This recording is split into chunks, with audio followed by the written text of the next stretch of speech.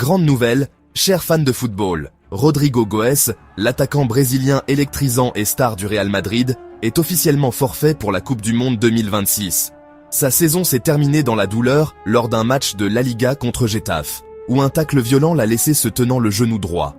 Au début, il a essayé de continuer, terminant même le match malgré la douleur. Mais les examens du lendemain ont confirmé le pire. Une grave rupture du ligament croisé antérieur et une blessure au ménisque. Pour Rodrigo, c'est la première blessure majeure de sa carrière professionnelle. Le délai de récupération? Il est estimé entre 6 mois et 1 an.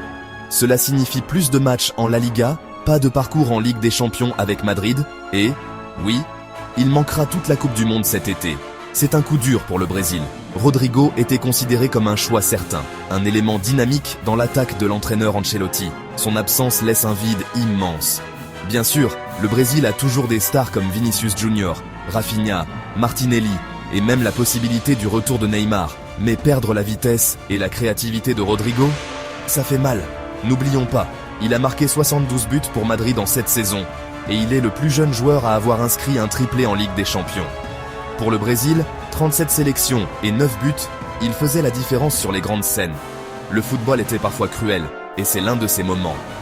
Nous souhaitons à Rodrigo un prompt rétablissement. Il reviendra, sans aucun doute. Mais pour l'instant, le parcours du Brésil en Coupe du Monde vient de se compliquer considérablement.